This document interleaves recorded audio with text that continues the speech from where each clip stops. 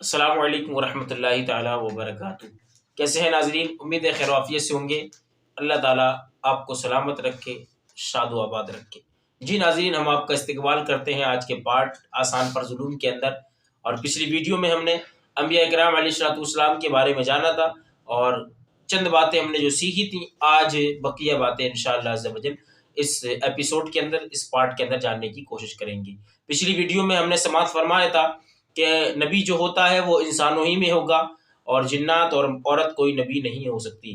لیکن اب سوال یہ بنتا ہے ناظرین کہ جنات اور عورت نبی کیوں نہیں ہوتے؟ تو اس کا جواب یہ ہے کہ نبی اللہ کا پیغمبر ہوتا ہے، اور اللہ تبارک و تعالیٰ اپنے پیغمبر کو افضل المخلوقات اور اصل مخلوقات کی جانب بھیجتا ہے، جبکہ جو جنات ہے وہ افضل اور اصل نہیں ہے، بلکہ انسان افضل المخلوقات ہے۔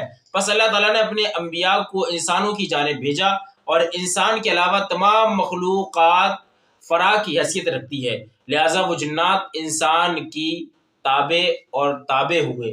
جی ناظرین، ایک سوال کا جواب ہمیں مل گیا کہ جنات نبی کیوں نہیں ہو سکتے۔ اب دوسرے سوال کا جواب کہ مرد نبی ہوتا ہے لیکن عورت نبی کیوں نہیں ہو سکتی، تو اس کا جواب یہ ہے، اور اس کی بہت بڑی سب سے بہترین حکمت یہ ہے کہ نبی آتا ہے بھٹکے ہوئے کو، لوگوں کو راستہ دکھانے کے لیے۔ اسی لیے نبی کا ہر عمل امت کے لیے مشعل راہ ہوتا ہے۔ اس کے لیے لوگوں کے سامنے رہنا پڑتا ہے، لوگوں میں جانا پڑتا ہے، جبکہ عورت کو پردے کا حکم ہے۔ لہٰذا اگر عورت نبی ہوتی تو یہ پردے والا حکم مقصود یہ فوت ہو جاتا، مقصد جو ہے وہ فوت ہو جاتا اور مقصد نہیں رہتا۔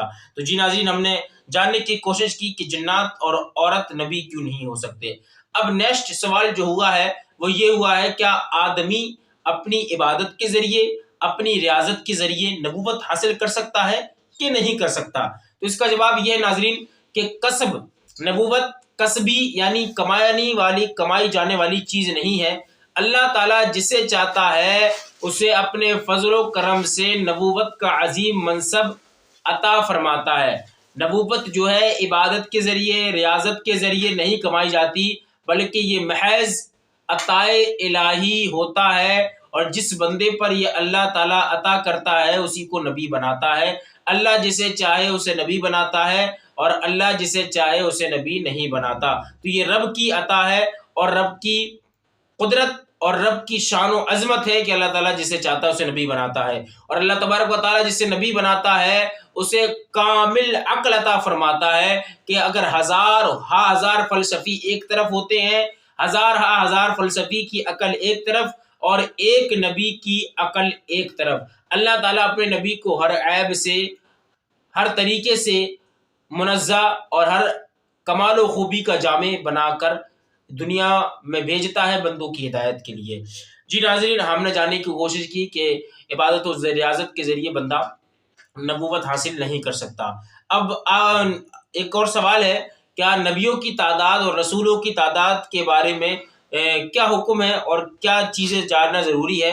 تو جی ناظرین، آج کا جواب یہ ہے کہ نبیوں اور رسولوں کی تعداد معین کرنا جائز نہیں ہے، کیونکہ اس بارے میں مختلف روایتیں آئی ہیں، اور نبیوں کی کسی خاص تعداد پر ایمان لانے میں یہ شک اور یہ احتمال ہے کہ کسی نبی کی نبوت کا انکار ہو جائے، یا کسی غیر نبی کو نبی ماننا قرار آ جائے، تو یہ دونوں باتیں کفر ہیں۔ لہٰذا ہمیں یہ اعتقاد اور یہ عقیدہ رکھنا چاہیے کہ اللہ تبارک و تعالیٰ کی جتنے بھی پیغمبر ہیں، جتنے بھی انبیاء کرام علیہ الصلوۃ والسلام ہیں، سب پر ہمارا ایمان ہے۔ تو ناظرین، اگلا سوال یہ ہے، کیا وحی نبوت غیر نبی کو ہو سکتی ہے کہ نہیں ہو سکتی؟ تو اس کا جواب یہ ہے کہ وحی جو ہے، وحی نبوت، یہ انبیاء کرام علیہ الصلوۃ والسلام کے لیے خاص ہے۔ جو وحی کسی غیر نبی پر نازل ہونا مانے اسے کافر قرار دیا گیا ہے۔ نبی کے خواب میں جو چیز بتائی جاتی ہے اسے بھی وحی کہا جاتا ہے، اور اس کے جھوٹے ہونے کا احتمال نہیں ہے۔ تو جی ناظرین، ہم نے سنا کہ وحی جو ہے غیر نبی پر نہیں آ سکتی۔ اسی طریقے سے اب آج کا ہمارا آخری سوال یہ ہے، کیا انبیاء کرام علیہ الصلوۃ والسلام کے قرآن کریم میں صراحتاً کتنے نام موجود ہیں؟ قرآن پاک میں اللہ رب العزت نے کتنے انبیاء کرام علیہ السلام کا ذکر صراحتاً ذکر فرمایا ہے؟ جی ناظرین، تو اس کا جواب یہ ہے کہ قرآن کریم میں حضرت سیدنا آدم علیہ نبینا علیہ السلام سے لے کر حضور سرور کائنات فخر موجودات حضور تاجدار انبیاء صلی اللہ تعالی علیہ وآلہ وسلم تک بہت سارے نبی اللہ رب العزت نے اس روئے زمین پر بھیجے ہیں، لیکن قرآن کریم میں جو صراحتاً نام موجود ہیں ان کی تعداد 26 ہے۔